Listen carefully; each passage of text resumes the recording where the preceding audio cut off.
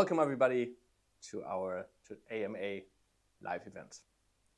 Since there's always so many questions in our live events that more or less have not that much to do with the current topic, when we did case reports, there always are questions about adjacent topics or totally topics that have nothing to do with it.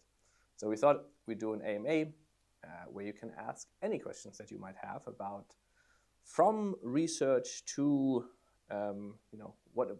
to security, to safety, to how we do procedures, and so on, how we're set up, whatever you feel like is important.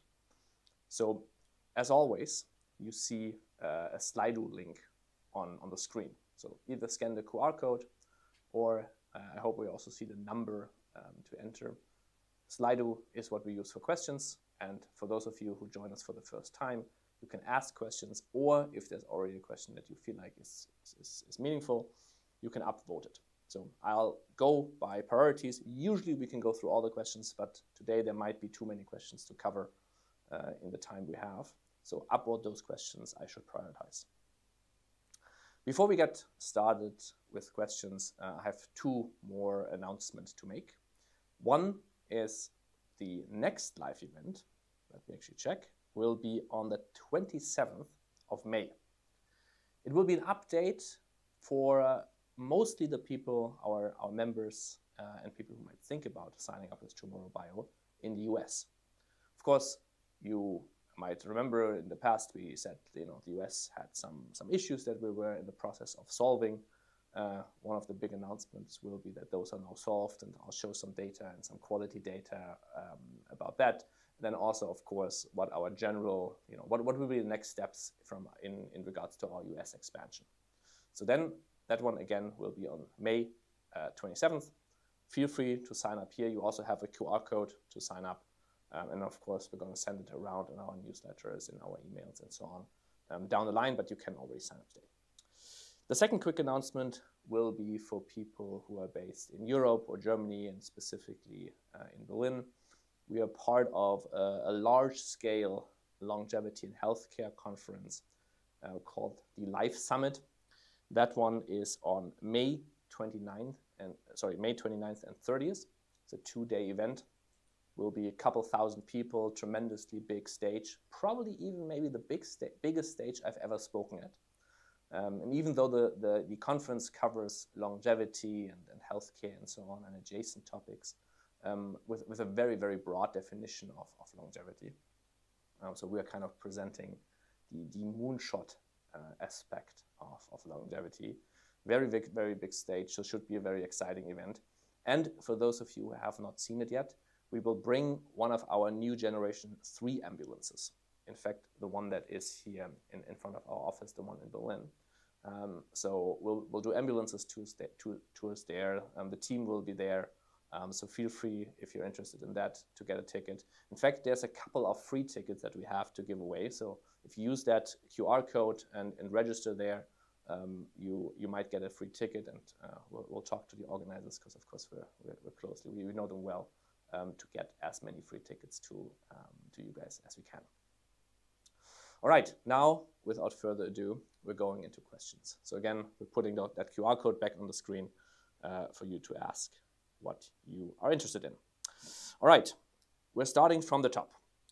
What's the security like at your facilities? And do you foresee any reasons you would need to implement an exodus from the warehouse due to political reasons? So our long-term storage facility, as most of you know, is based in Switzerland. The likelihood that anything goes wrong in Switzerland over the short term or the long term, I think is very low. And when I say very low, I mean, I'm not aware of any country in the world where, from a geopolitical standpoint, from a political stability standpoint, from a socioeconomical stability standpoint, and so on, it would be a better bet. Of course, historically, Switzerland has always been very stable from all these factors. Switzerland is very, very high up on all these indices and political stability rankings and so on. So from everything I can say right now, I think Switzerland is the most stable country that I'm aware of. Nevertheless, over long periods, 50, 100 years, however long it might need to be, you can't be sure of anything.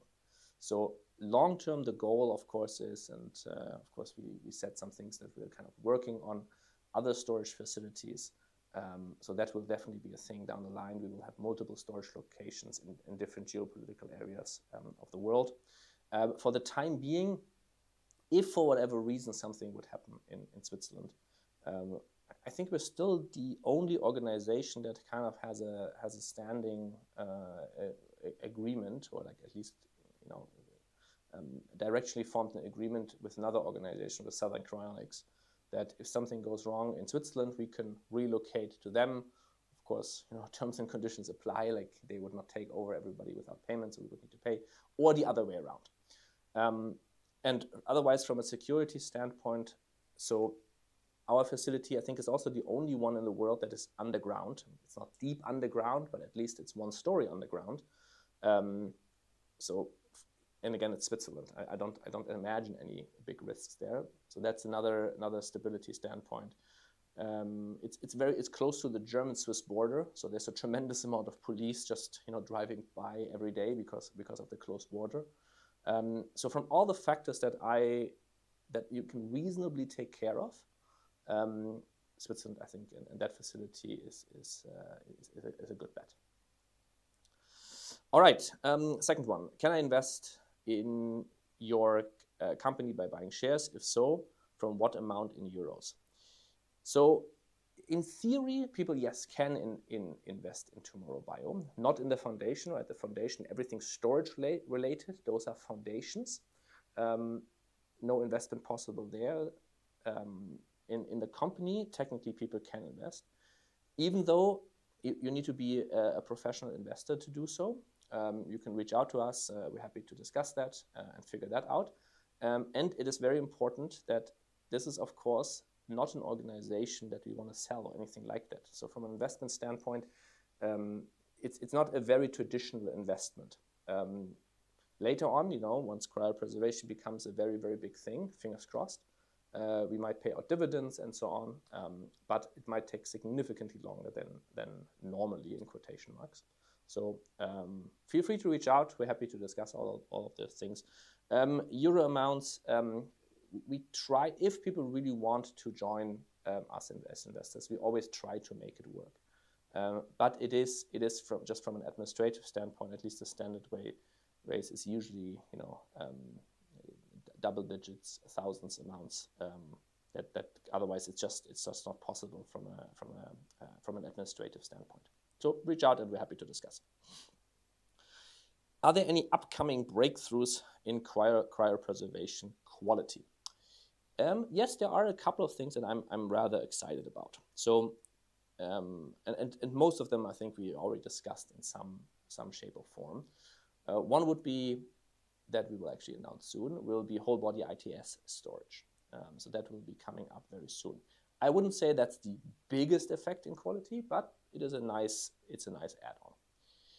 The other main thing is, so we're moving from a quality assurance perspective, and of course most of you remember, I always tend to repeat that every cryopreservation case, every cryopreserved person should be CT scanned to then check if the quality of preservation or the perfusion quality is good and cryoprotective agent has gotten in the hole into everywhere in the brain.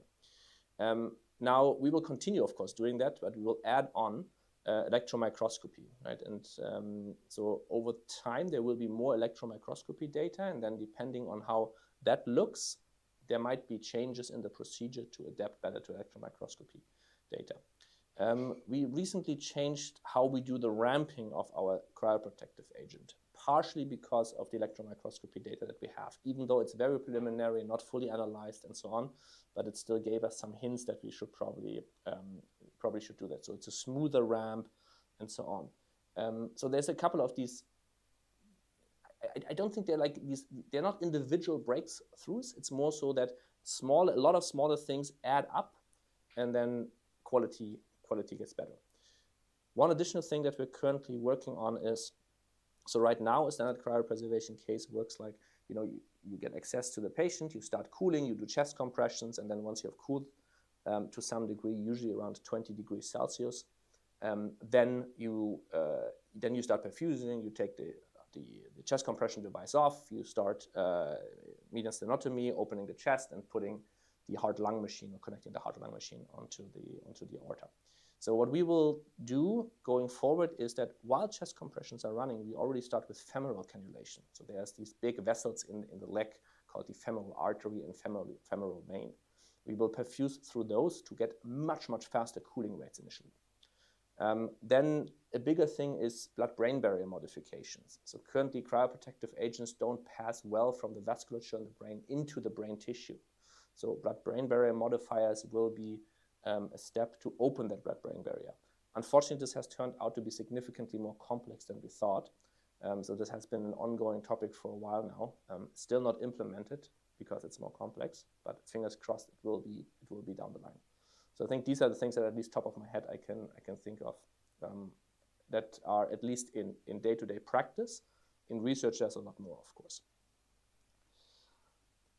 Next one would be, wouldn't the probability of a successful resuscitation be higher in the future in the person who were frozen alive? Not so much. So the difference between that so basically between kind of 1 second before death and 1 second after death, the difference from a medical standpoint is very, very small. Legally, that's a tremendous difference, right? So even if there would be small advantages, there is no country in the world right now where this can even be seriously considered, right? And both for moral reasons, for ethical reasons, and definitely for legal reasons. So this is not something that is possible right now. There can be certain circumstances where this would make a big difference. You know,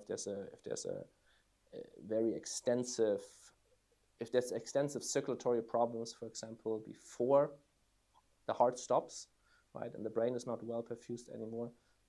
But these are usually not cases that happen in average cases. So these are more edge cases. They do happen, but more edge cases. So on average, it would probably not do that much. And legally, it is not something that can be attempted even right now, or even discussed, or like there's no chance that any country would allow this right now. What happens to members financing their cryopreservation by life insurance if you increase the funding costs over the coming years? So when you sign up with us, we always guarantee that you will be cryopreserved. So apart from one thing, there can be inflation adjustment. So we would always recommend to overfund your cryopreservation, but so far we've never needed to do any inflation adjustment. And as long as the patient care trust, or the patient care foundation in our case, patient care foundation contribution can be covered from the insurance amount.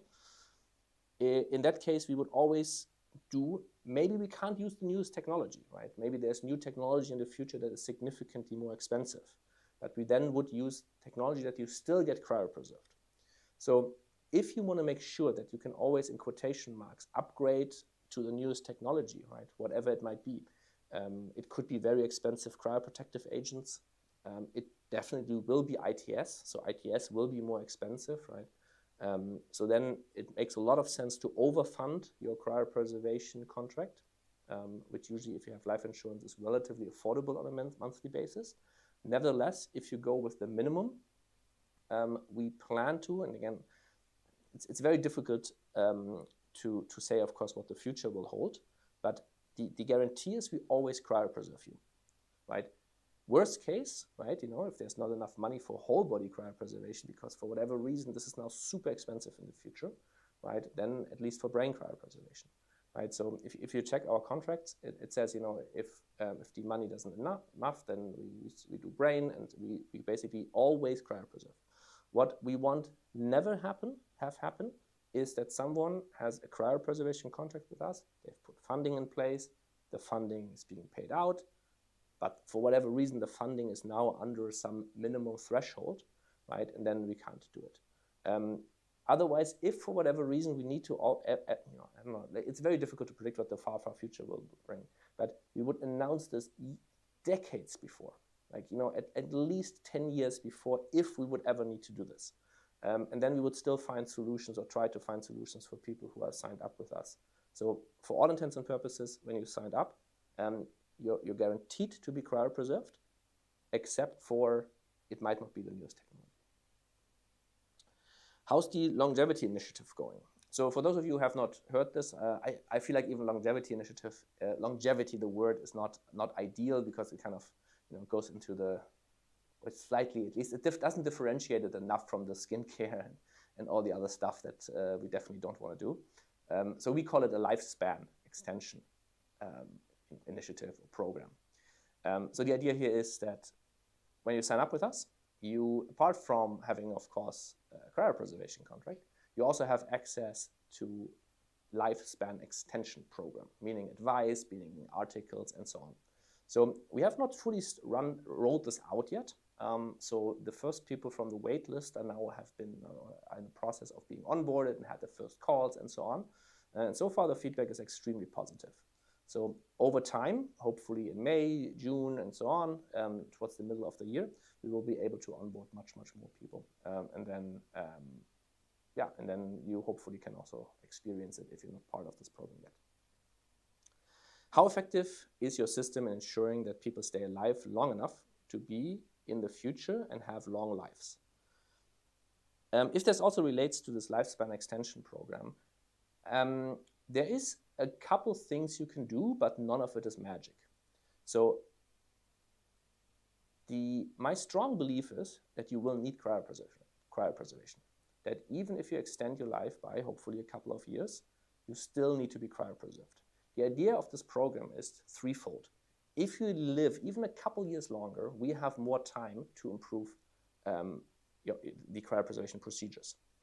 It's definitely important to not die early, right? So if you have really bad, kind of lifespan habits, from smoking, of course, being the very obvious one, and so on, then dying early is very bad because then we don't have much time. Last but not least, if you're thin and fit and your vascular looks good and you don't have any calcification in your vessels, right, then the procedure works better. You can cool faster, better perfusability, and so on. And last but not least, very important, of course, cryopreservation makes most importantly is to cryopreserve the brain. So if you reduce brain degradation from neurodegeneration and so on, so what we kind of call brain span, then that program helps you to be cryopreserved in a better state, not only from a vascular standpoint, but also from a brain standpoint. So these things together, how much they're all having as an effect, we don't know yet. It's too early for that. I would not imagine any magical effects. Now suddenly people live 20 years longer, at least not with current technology. Of course, this program is also about keeping everybody up to date. What are the things that are on the forefront of what might not be implemented yet in medical practice, but which is coming up, and then always stay up to date, and maybe at some point something comes around where you can actually extend your life significantly more. Okay, unfortunately, I need to start answering these questions significantly faster because now I'm seeing there's now even more questions than when we started. So I'll speed up a bit. And then if I'm not answering your question comprehensively enough, feel free to send it again and elaborate if you want me to drill down on a specific topic. If one doesn't want to pay 200,000 euros directly, how safe is it and how is the insurance coverage provided? So insurance coverage is usually very safe. You can take any major European or international life insurance company, either term life insurance, whole life insurance. So all of those are, for all intents and purposes, safe. Are you just the supplier company, or are you also the company in Switzerland that stores people in the capsules? So we started both companies. So I started both of them. So we're a company that does the cryopreservation. That's what Tomorrow.bio. We do the contracts, we do the procedures, all of that. But then for long-term storage, you never want to be stored at a company. Storing cryopreserved people at companies is a bad idea. Companies, are significantly, they're not safe enough. They're not stable enough over long periods of time. So all the storage is with two foundations. One asset management foundation called the Patient Care Foundation, and one long-term storage facility foundation, basically, or research and so on, called the European Biostasis Foundation. So I started these foundations, I'm on the board of those foundations, but legally speaking, they're separate entities that are optimized for maximum stability and safety. I asked AI what it would cost to revive someone, and it said millions to even 10 millions for a single person. Do you think this is accurate? I have no idea. This is so $1 million would be very cheap right now, right? Like to revive someone. If we would be able to do it for $1 million, we would definitely do it. So it might be more expensive initially. It might go, the cost then hopefully goes down. To be fair, these predictions over very long periods of times are very, very difficult to make. I think 10 million is probably for the first cryopreservation revival. It's very cheap. It will be, the first one will be significantly, like orders of magnitude more. I just heard that Sam Altman is a member of a company called Nectome to upload your brain to a computer. Do Tomorrow.bio and Nectome share the same philosophy? We share the same philosophy as much as I know. I of course don't want to talk to them, talk for them.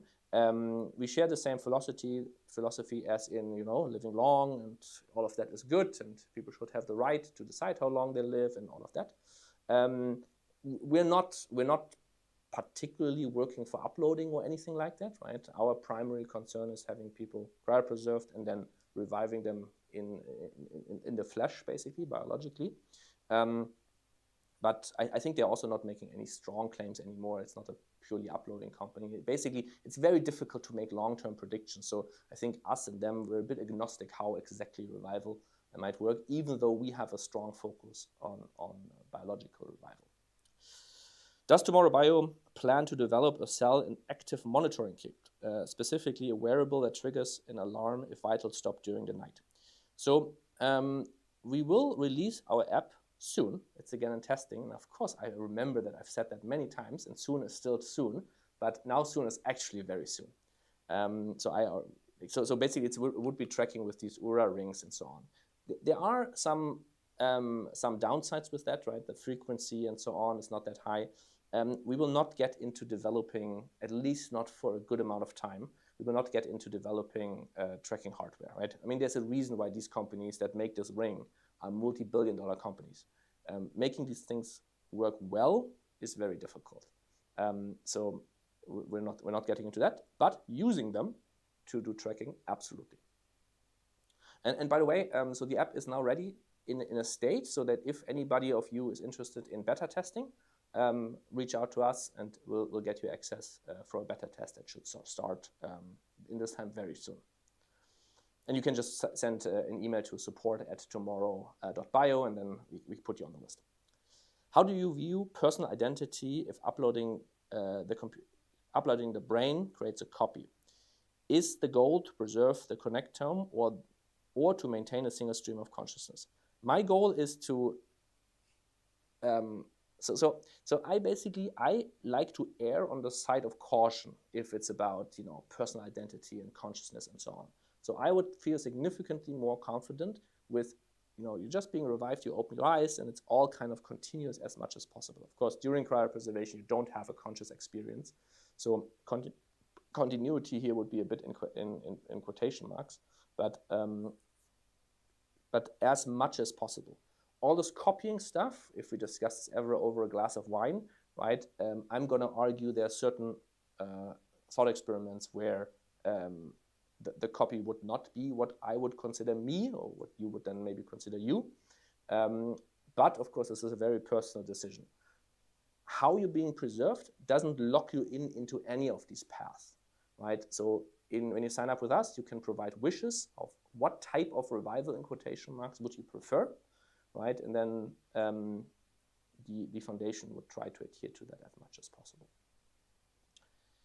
Will you release an official first responder guide for members to give to family and colleagues covering immediate cooling and triggering the alarm? So for triggering the alarm and so on, that's actually a good point. So we have some information on our emergency webpage, but it's not like something that you can easily print out. We have our emergency cards where there's some amount of very, very short information, of course. But I actually like the idea to have a full guide that people can hand out. It would not so much be procedures, I think, because that's very unlikely. So in that case, people should reach out to us and we're going to explain what can be done and what should not be done in person. But like how to trigger an alarm and so on, I think that makes a good sense. So I think we're going to put that on our to-do list and put it in on the webpage coming soon. Do you plan to have a social media presence also in the Fediverse, Mastodon, PixelFed, Lemmy, and so on? So currently no specific plans. I haven't checked Mastodon for a while, and I'm not sure how active it is. If activity has picked up more there, then we would be open to it. Basically, all of these things, it's always we can only do so. Like our main focus should always be on making sure procedures get done well, research is being pushed forward, and all of the other stuff. So the other stuff is also important, right? But at some point we need to draw a line where we say, okay, we cannot focus on everything. But if there's a lot of activity, we might in fact check it out and do it. What medical advice do you give patients when they're on the deathbed? E.g., take a blood thinner, avoid intubation, refuse certain medication. Well, technically I'm a medical doctor, but as an organization, we don't give any medical advice. The best advice that we can give is tell us early, right? All of these things, so there shouldn't be like, there is not boilerplate, always do that in every circumstance, right? So the best thing is if there's any indication that there might be risk of dying soon, and definitely if there's a terminal disease, if a terminal disease has been diagnosed, right, then reach out to us and we can then discuss. Of course, it's always up to the attending doctor then to implement these things. But from a cryopreservation procedure, then we can discuss what makes sense and what would help. And then you and your family and the attending doctors can decide if this can be done. I'm a 27-year-old private investor looking to join as a shareholder with 10 to 25K. I'm not seeking maximum profit. I want to be part of the company. Awesome. So these are the people that we would like to have part of our organization company. In fact, we do not accept anybody who says, I want to maximize profit. Because we don't want to maximize profit. And I said that many times before, right? But for example, we're not taking any profit out of the money that we use for that people pay for cryopreservation. So out of these 200,000 euros, we cannot make profit, right? And I think this is the only way how you can do this, because if you would be incentivized to maybe then do the procedure slower or whatever, because you want to make more profit, that leads to a bad kind of incentive structure.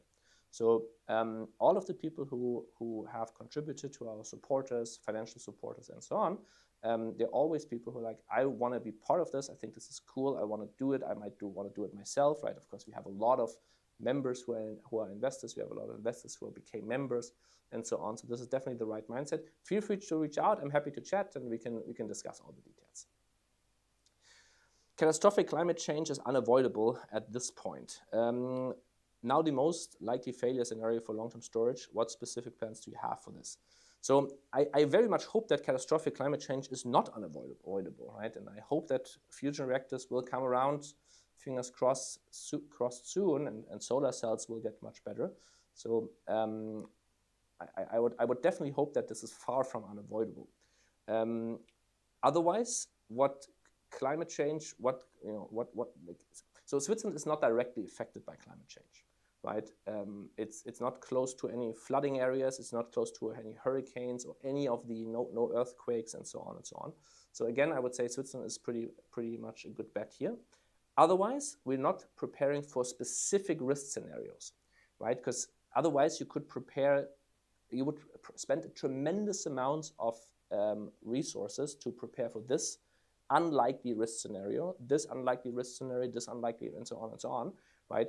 The point that we always need to remember, in average cryopreservation, there is the biggest risk scenario right now is that your cryopreservation isn't done well, right? So most of our attention goes into making sure your cryopreservation is, from a procedural standpoint, is done well, and research is being pushed forward so that we have a better understanding how to do the cryopreservation, so that the preservation quality is, as good as it can be based on our current understanding of how memories, identity, consciousness, and all of that works. Not saying the other stuff is not important. Basically, I'm saying from a priority list, since we are already in Switzerland, where none of these specific risks is top, is a top risk for Switzerland, we need to focus on making sure that the preservation quality gets better. Will there be a whole life insurance coverage option for other European countries like France? As for now, it only seems available for German customers. It is, under certain circumstances, even with the insurances that we work with, it is possible to do it. It's a bit more difficult. We can't do it through us. You need to talk to them directly and so on. Plus, of course, you can sign up for any whole life insurance that might exist in another country, right? We accept whole life insurance from other countries. Plus, we are in contact, and we have been for a while. It's not an easy discussion, but we're in contact with one organization, with one life insurance company that might make it possible to create a very, like a good life insurance policy that is a good product from return perspective and so on for everybody internationally. We will see if this will become possible, but we're trying to do that.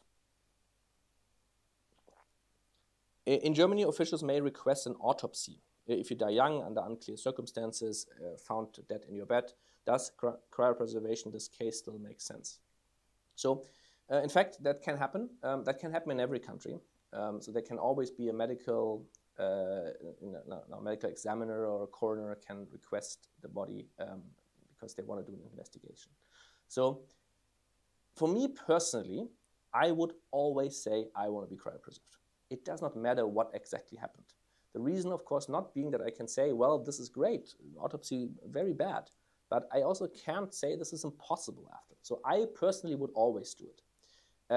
If you sign up with us, as long as we get access to your body and your brain, we always cryopreserve. But because we cannot draw a line, we cannot say under these circumstances, I'm 100% sure that it cannot work after.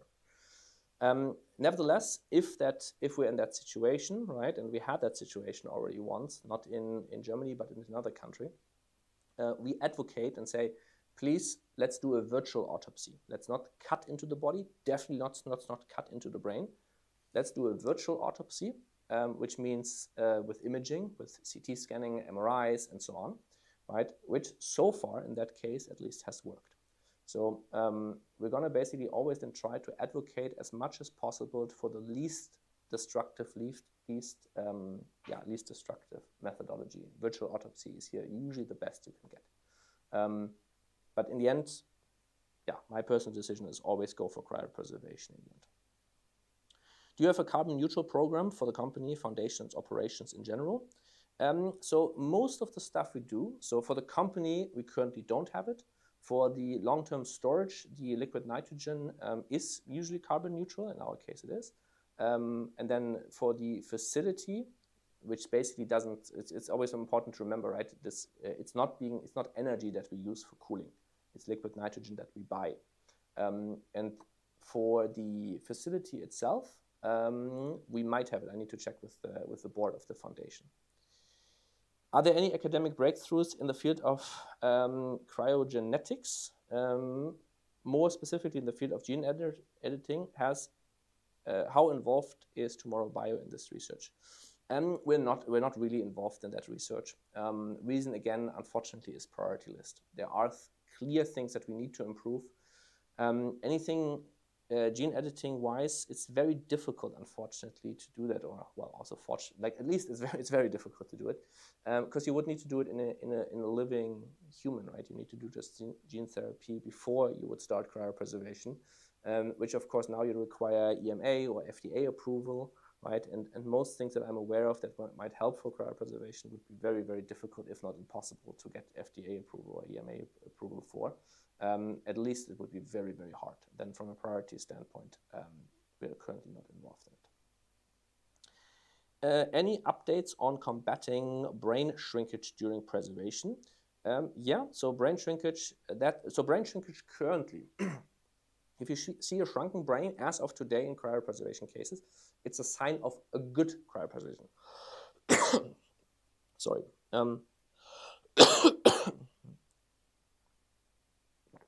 All right. It's a sign of a good cryopreservation because it means low ischemia. In the future, when we have these blood-brain barrier modifiers, then good cryopreservation would not mean shrinkage anymore.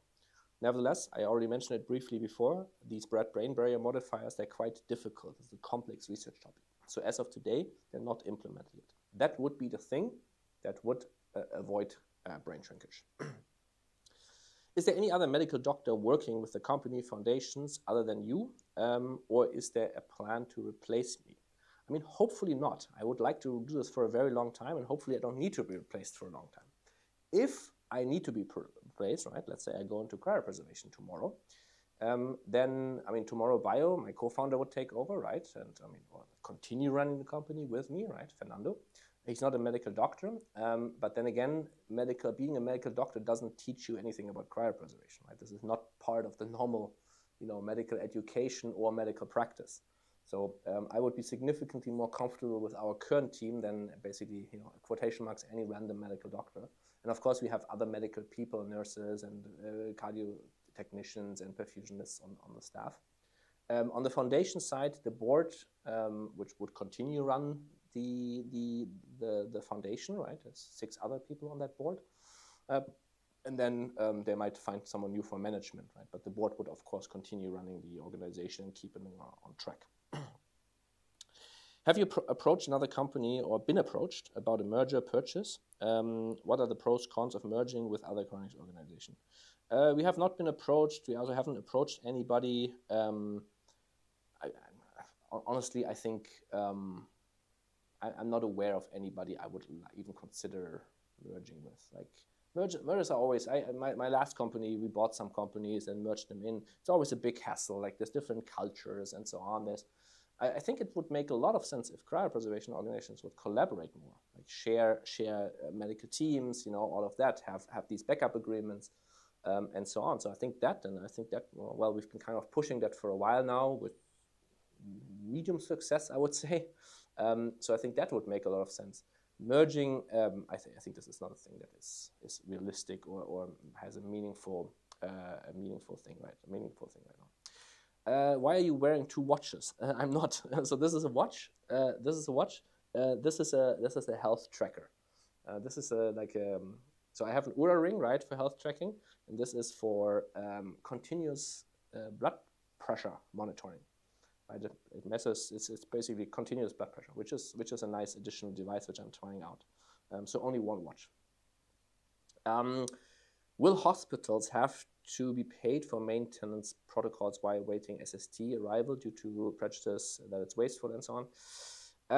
So unfortunately, this is not even possible. So you cannot even pay them, right? You can advocate with the doctors if they can already do something. Usually this doesn't work. Usually if someone is pronounced, right, the doctors or all the hospital staff and the hospital basically says, okay, so our job here is done. Now we move on to other patients. Of course, we, in all cases, except for like this one case where we were notified much later, we already had teams on site. So usually we do everything that is not necessary. If it is necessary, usually you cannot rely on the hospital. Of course, we're going to try, but usually you cannot rely on the hospital. Is the intermediate intervention and transport of a corpse legally possible in Spain? Yes, it is. We had cases in Spain. We have partners in Spain, like logistics partners and so on. So Spain is a country that definitely, where we have a good infrastructure and so on. It's not much of a problem in Spain. Are there any plans in place for responding to war or natural disasters? No. Again, coming back, the plan is to move away out of the country. If there's big natural disasters or war in Switzerland, of course we're going to move away. And to be fair, if there's even like signs of like initial war tension, something that might lead to war soon, we would already be out of the country with all the people, of course, in cryostasis. But other than that, no, we would just leave. And is it possible in Germany to perform a full body CT scan, CT autopsy, instead of opening the body and brain with a knife? Yes, it is possible.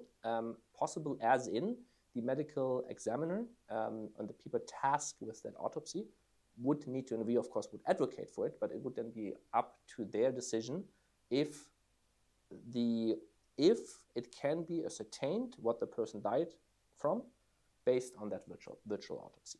But it can be done. And to be fair, the trend also goes in that direction. So I think in the future there will be more virtual autopsies than in the past, but it would always be up to the people deciding who are tasked with that autopsy. Full nitrogen immersion is very resilient against electrical blackout. How resilient is ITS, intermediate temperature storage? It's also relatively resilient. So the amount of, so our ITS is going to have backup systems, battery-powered backup systems. And then the failure direction of an ITS doer is to lower temperatures, not to higher temperatures, but to lower temperatures. So worst case, the temperature goes down a bit. And most of the elements are passive and so on. So, and all the refill, that's all also not energy-based. So it's as much as you can. There is not a significantly higher risk. There is a smaller risk tolerance for ITS if there's geopolitical problems where you cannot have liquid nitrogen delivered. One of these immersion doers, they have more backup liquid nitrogen in the doer. ITS doers have less of that. But then again, it's Switzerland. It's like so I think it's a very edge case. It's highly unlikely. If there's no liquid nitrogen being delivered, then the world is already in dire straits. Yeah. I'm a 27-year-old. I think we had that question. Do I have to go over the normal web page? How can I reach out to you? You can just email me at emil@tomorrow.bio.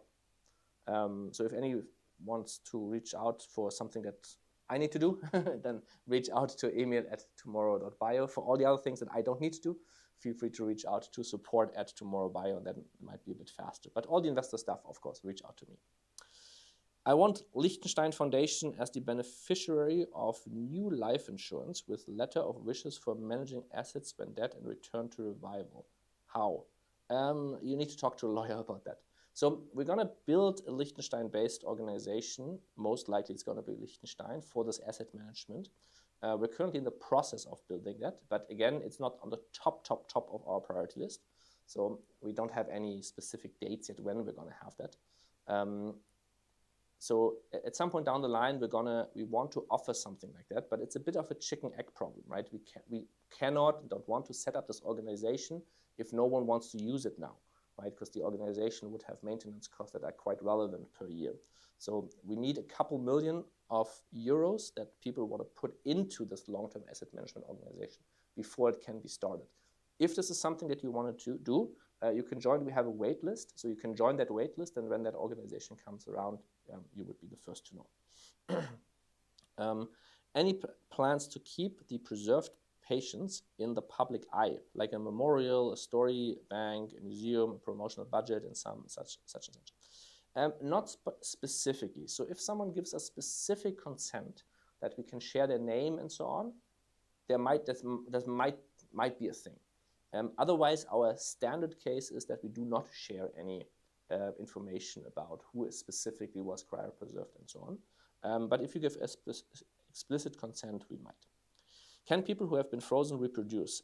Is it possible to inhibit revived airborne bacteria? Everything that I say about the long future, very tough to say, but as much as we currently understand, of course, yes, that would not be a problem. And then airborne bacteria in the future, like every type of virus, whatever disease would exist in the future, I can't make any statements about, unfortunately. I have no idea. That would be something that the future team needs to figure out at the time of revival. Are you also researching not only reviving the human body in the future, but transferring the consciousness from a separated brain to a new digital entity? No, we're not researching that. It's an interesting scientific question, but it's a whole research topic in itself, where a big team can definitely spend their whole life on that question. So from a priority standpoint, we're not involved. Are there plans to establish first response or local standby infrastructure in Scandinavia? How does Tomorrow Bio optimize time to perfusion for the Nordics? Yeah, we would love to do a team in the Nordics. In fact, we've joined many meetings in the past in the Nordics to try to find people who would build a team there. We had some discussions. It never really felt like there's enough people who really are willing to do something. I have one new idea to initiate. We definitely would like to have a team in the Nordics. Otherwise, our standard approaches, we bring an ambulance early, we station it there. So this is how our standard response currently works. We station it there, then we can fly in, so we can be quickly there. Or, of course, we are already there, because that's, of course, the ideal case where we then would be on standby. But if someone would die in the Nordics right now, right, then, of course, we wouldn't have a team locally there. But I would love to build one. So if someone is interested, feel free to reach out. We're more than happy to support and also fund it and so on. We can usually not fully fund it, but at least we can partially fund it, and so on. So please feel free to reach out. Is an old body or brain less likely to be revived than a young one after cryopreservation? Tough to say. There might be some differences, but the difference is significantly smaller, at least likely, than being cryopreserved with better technology. So if you can choose to rather live very long, live as healthy as possible, as long as possible, and then be cryopreserved with the new technology, that probably has a much better effect or much bigger impact on probability of revival than being young or having a young body. How does the goal of human cryonics differ from medical cryopreservation? I don't think there is any difference. Like, just, you know, it's just a different word. Did you know the Russian company Cryonics abandoned its clients and capsules on the street? There was a scandal. Google it. They are murky. They are very murky in Russia.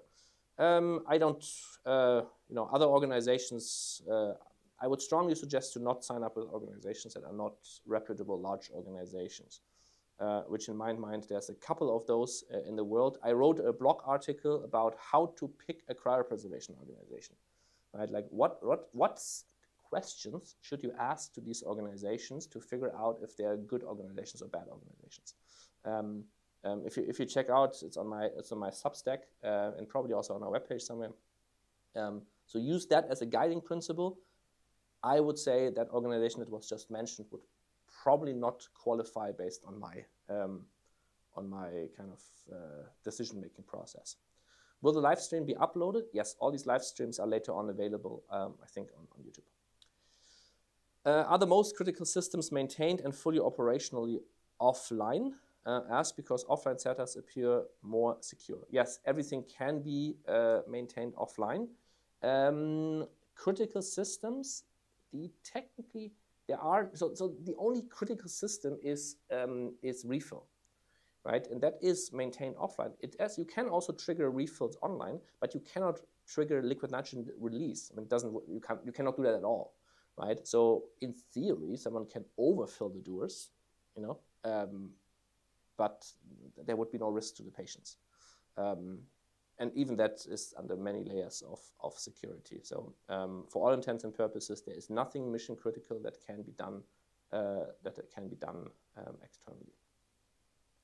How are you tackling the balance between high pressure pumping for full coverage and the risk of mechanical stress in the brain during the perfusion process?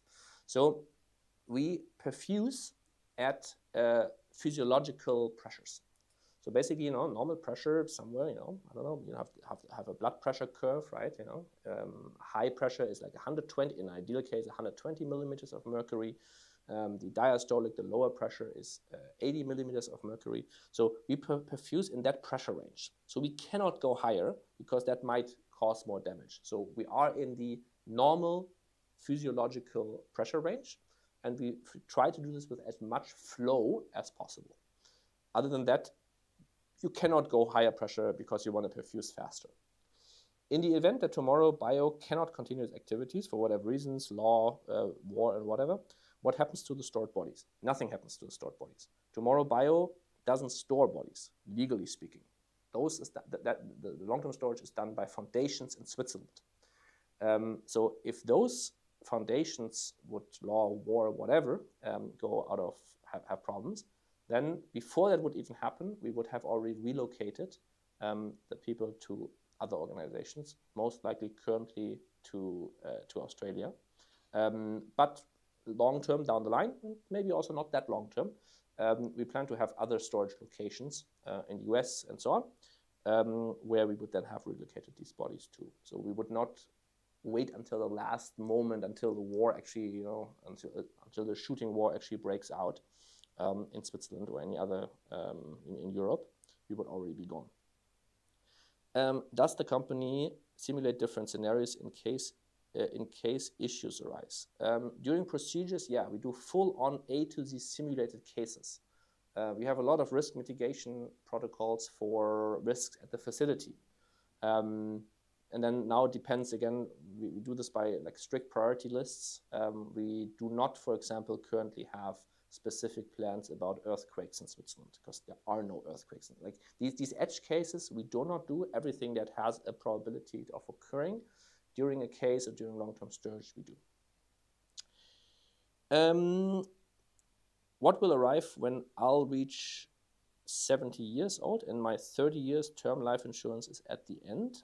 Possible to sign another insurance for another 10 years at what cost?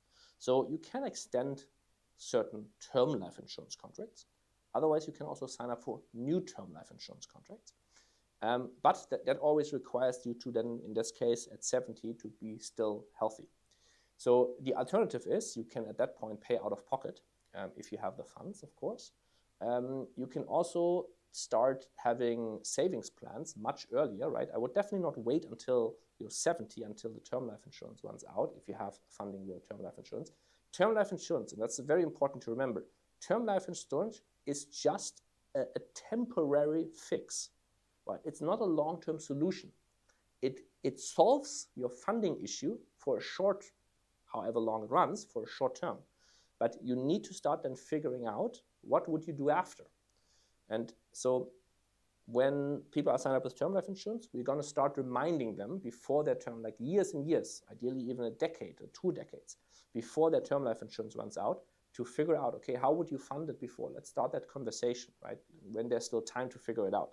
So definitely start thinking about this early. Is it possible to make flexible contract with you, for example, that I prohibit experimental procedures on my body until clear revival technology appears? So there would anyway be experimental procedures are not prohibited, right? The only thing that would be done in the future is revival, and there you can give wishes if you want to be early or late. So what kind of risk profile in quotation marks for revival you would like to have. How long will cryostasis be maintained without human intervention in the current setup? Did you not have automated nitrogen generation or refill? We do have automated refill. So currently, if there's nothing, like even if liquid nitrogen is not being refilled, right, we still have a couple of months. Of course, normally everything is refilled every week. So we would know very early if something goes wrong, right? And then we would move somewhere else if it's necessary. And again, in the interest of time, I need to speed up a bit more, unfortunately. So again, feel free to re-ask questions if I haven't elaborated enough. And of course, we can also do another one of these AMAs in a couple of months. All the people frozen before 1974 have already been thawed and buried. What do you think about this? Does this bother you? I mean, I would definitely like to avoid that, but doesn't like. There's nothing to be done about it. So there's a lot of stuff that didn't go well in the past. So it would have been amazing to avoid that. We're going to do everything to avoid that for the future. But unfortunately, I try to not dwell too long on things that I can't change, where there's nothing to be done. If I can learn something about it, like what exactly happened there, right, then amazing. And one of the things that was learned from there, like, don't do this as like small micro organizations, definitely not as companies. If I remember correctly, there were also some companies that didn't work out, and so on. So storage needs to be with long-term, stable, big foundations that run by multiple people, by boards, and so on and so on. Thank you for your time. What's the most critical technical upgrade you've implemented to reduce the latency between legal death and the start of the SST sequences? There's almost nothing that there's not a technical question. This is like a legal question. Oh, sorry, you said legal death and the start of. Can I have that question back, because the question was removed? So make sure that I actually understand that question correctly. If I cannot have that question back because it was already archived. If I understand the question really, so between legal death and start, we start immediately. Right, we want to be on site, so it's also technically not a technical approach. It's a logistics approach. So we want to be on site already and can immediately take over and then immediately start. How many minutes of system downtime death can your current cryoprotectors handle? on the perfusion side. So I can't say for the revival side, right? Because we haven't revived anybody, and I don't know. And I don't know what repair will be possible in the future. From a perfusion standpoint, we can still get complete perfusion results even a couple of hours after circulatory rest. It depends, though, on the cooling rates. It depends on how good the vasculature is and all of these questions.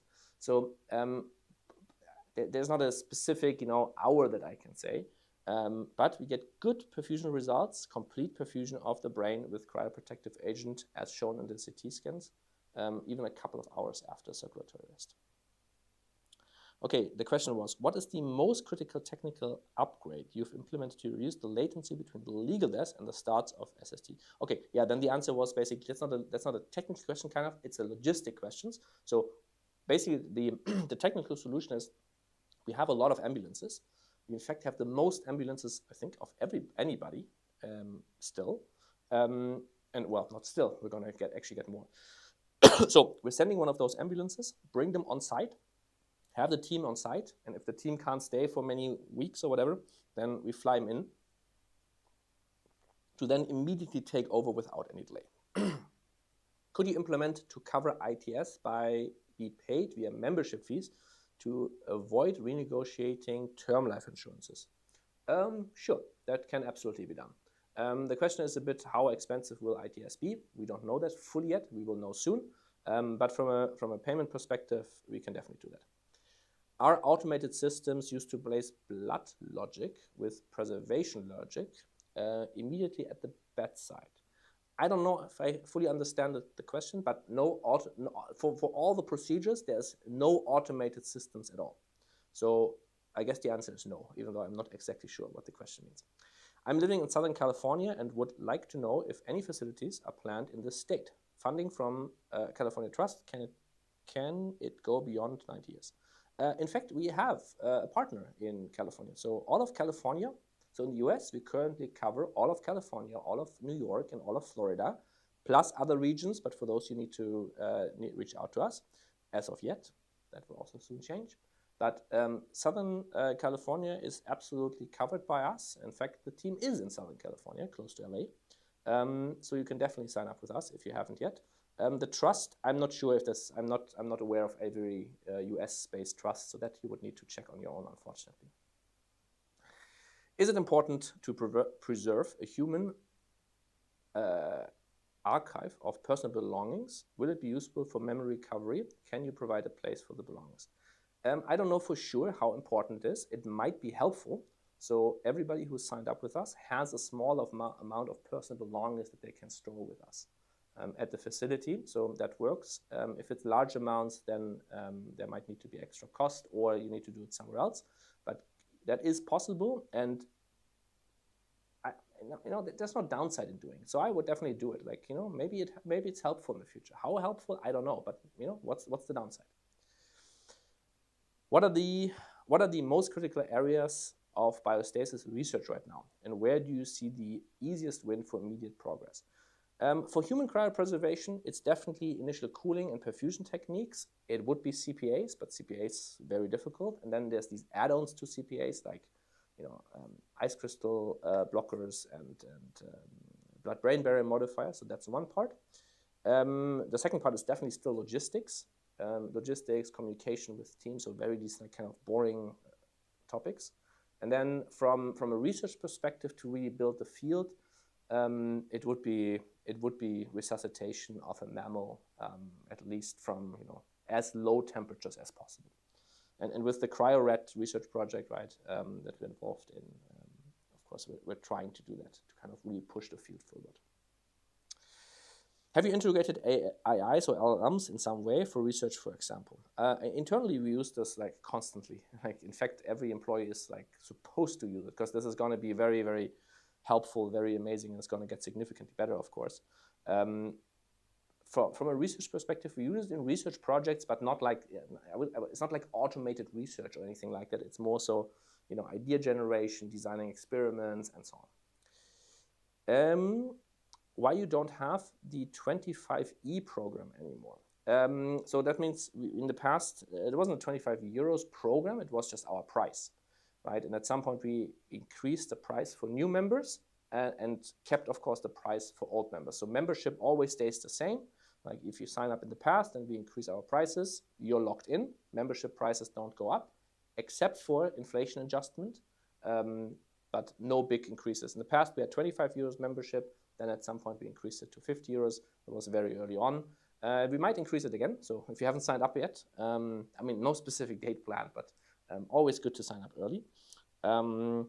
We don't have it anymore because, well, with 25 euros more, we can fund more research and be faster as an organization.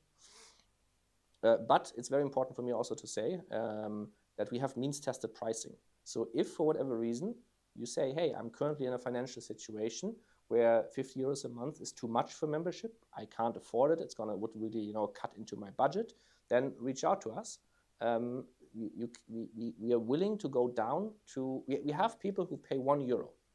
It's rare, but we have people who said, listen, I lost my job, hard times, everything is really tough. 50 euros is just not possible right now, right? And then we temporarily, until everything financially gets better for them, we reduce your membership to €1 so that you don't need to cancel your contract, right? For the insurance, we unfortunately cannot do that because it's just a cost to us, but for membership, we always try to do whatever we can. So if 50 euros is financially prohibitive to you, reach out to us. We're trying to make it work. How does the state help you and how does the state hinder you? The state doesn't directly help me much or us much. It also doesn't hinder us much. Of course, there's regulation and so on that we would adhere. In some points, we would like to have some less regulations maybe, but it's not that bad. Help us. I mean, we have some government grants and so on. So there's some money for research support coming in and so on. But that's about it. How much growth do you anticipate in the next few years? And how many customers do you anticipate a critical mass after which cryopreservation will be mainstream? I mean, that's kind of like mainstream. I don't know. That's a definitional question, I guess. I think real mainstream, as in millions of people sign up, I think that will be a bit down the line. I think it's relatively easy, in quotation, to get to around 10,000, right? And we need to remember, like currently that would be more people than are signed up by all organizations together in the last 50 years. I'm not saying we have a clear path to 10,000 signed up, but at least I can see a path on the horizon here. Beyond that, I think it is possible to get to 100,000, maybe even between 100,000 and 1 million people. Beyond that, I don't know. I'm saying these numbers because 100,000 would mean early adopter, it would mean tech people, and so on. So I think the trajectory goes in that direction. Mainstream, it wouldn't be mainstream at that point. For mainstream, I don't have a good prediction. If you ask studies, right, 20% of population says, I would like to sign up for cryopreservation, right? And that's in our study, that has been another study, that has been replicated in multiple countries many times. And of course, as everybody knows, way less than 20% of population signs up for cryopreservation. So what the exact market there is, I don't know. Security architecture. Is there a second or third team to provide assistance in case the first doesn't arrive, for example, due to an accident? Yes. One of the reasons why we have multiple ambulances is exactly for that. So that if for whatever reason, the ambulance starts driving and has, the next intersection and has some crash and it can't go, then the next one can go. In fact, we have 3 teams that could always go, right? And of course, down the line, we hope to have way more. What percentage of members pay the new price of 50? I don't know. My feeling would be say it's half-half, but I don't know. Could preserved individuals retain their memories and personality? As much as we understand currently, yes. If that doesn't happen, right, if you don't preserve your memories and identity, then why do we do this whole thing? So as much as we currently understand, from a neuroscience perspective, the parts that make your memories, your identity, those parts are kept around. And of course, we're doing everything to now keep more and more, because of course we don't fully understand how the brain works, and no one of course does. So, but that is clearly the goal, and we do everything to make that happen. What is the update on whole body transport from United States to Switzerland? We've done it many times now. It's very easy. It's way easier than we would have imagined, to be fair. So that has worked without problems every time. There was not even a close call or anything like it. So that is not an issue. Will you have a gadget for clients, or should I die in bed and no one will know about me? I mean, technically, these Aura. So I think there's like two scenarios, right? So there's this one scenario where you want to have a device that is kind of not too annoying, right, and small. So for that, and you can wear it for a very long time if you don't have any indications that you might die soon. So for that, Oura rings and these smart devices, I think, are the best bet. Now, there's this other situation where you know that you've been diagnosed with a terminal condition and you're in bed and you might die every night in theory, right? Like, you know, the probability is now pretty high. In that case, we have additional devices that people can use. So, for example, these are bed sensors, like, you know, under the mattress or under the you know, above the mattress, which are pressure sensors. And if you don't move, then they trigger an alarm. We also have ECG devices, like basically telemetry, that give us telemetry data if everything is fine and so on. So these two things together, combined, should give you relatively good coverage. Hopefully in the future there's going to be more, but that would be what is available with us today. Do you have connections with morgues in Germany? I live in Bonn and want to see a doctor who has experience in cryonics. There are no doctors, unfortunately, anywhere in Germany except for ours that are experienced with cryonics. There are some people who have done something in cryonics, but real experience with real cases and state-of-the-art technology, unfortunately, there is no one. If anybody here is a doctor in the call and would like to learn something, please reach out. We're more than happy to teach people and bring them on the team and volunteers and so on, and so on. What is the financial plan for my reintegrations if I'm revived in the future? Will the Tomorrow Patient Foundation manage funds for starting capital? Yes. So the foundation has the purpose to put you into cryopreservation well, keep you in cryopreservation, revive you from cryopreservation, and reintegrate you into future society. So whatever funds would then be available, and hopefully with compounding interest and compounding return rates, it's got to be a significant amount of money. That money would also be used for reintegration. I noticed in another of your videos that your company offers preservation kits. How is their use working out in practice so far? We do not know, because none of these kits was ever used. So basically we have like these emergency response kits, right? They're part of the tech infrastructure or the equipment infrastructure that we have. And then if someone wants one, we can give you advice how to use them, and we sell you one at cost. And the deal is basically, if we have a case close by and we need that kit, we can use it. That's why we give it to you on cost. We can use it, but of course you then get a free replacement from us at this point. And you need to pay initially whatever the cost of that thing is. We have three kind of kits and three things. We have one like absolute emergency, very small, you know, just to be able to do some cooling maybe. We have one with chest compressions and ventilation and so on. And then in theory, we have what we call the Tomorrow Ambulance program. We have a whole ambulance, like a fully equipped A to Z ambulance with everything for cryopreservation. Of course, this doesn't make sense if one person gets one, but if there's a couple of people like who would be willing to be trained by us, and of course, training is included, and so of course, that's a bit more pricey. Not crazy, like so the full ambulance, everything is 120K. So not even that bad, but a bit more money, of course. None of those kits, though, have been used so far, luckily. So, of course, they're just backup kits. They're not supposed to be used. Supposed to be, or what's supposed to happen is that we have a team there, and then, you know, everything goes under controlled circumstances, or as much as possible, at least. So no data on that. Why don't you give free lectures at universities for young doctors? They are the brains of the future. I do. In fact, I'm giving a talk next week in Switzerland, not only to doctors, but to students. You know, I'm not actively working on talking to doctors specifically, right? But if I'm invited, I'm more than happy to do so. The reason, again, for that is if I would give all talks, or if I would reach out to talks, then I would only be at conferences constantly and wouldn't do any other important work. Hi, Emil. Any news on the health wristband Android to initiate the response, the emergency response team? Yes, as I said, reach out to us. We would now collect people that can test both iOS and Android apps as beta testers. Should start soon. When will be decided about the tickets for the live summit? Thanks. I don't exactly know, but probably in a couple of days or so. I'm not exactly sure. The live summit people do that. All right, since we're kind of at time, actually a bit over already, now's the last chance to add any question that you might have. Otherwise, I'll answer the last questions and then close the webinar for today, or the live event. Is there any news on the Tomorrow.bio app? I think linking to a wearable with live monitoring and so on would be the number one, the most important thing for advanced cryonics now. Again, support at Tomorrow.bio. We have a wait list or like a beta app testing sign up list. The app can now go into beta testing.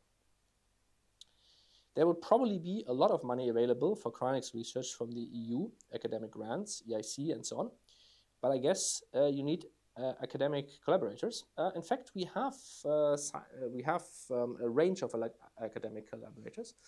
We have submitted a Pathfinder grant last year. We barely didn't get it, so we were close but didn't get it in the end. Now we're preparing a second proposal. So fingers crossed, we're getting one of these European Union grants. The Pathfinder ones and similar ones, they're very difficult to get, but nevertheless, it would be a lot of money and a lot of research funding. So we're definitely going to continue to try. A few smaller ones we already have, but the big ones we're still in proposal stage. All right, one more question. Is Tomorrow.bio planning to launch a formalized training program for members to act as community first responders for each other? We have already done that. So technically we have that. It's not something that you can just sign up online for. It's more so something that if you reach out to us and you have a couple of people in a region, then we're more than happy to do that. We will in fact soon announce that first one of our ambulances, we will give one of our ambulances to the first one of those teams. It's one of our older ambulances, we replaced it, and now we gave them one so that they have a better infrastructure.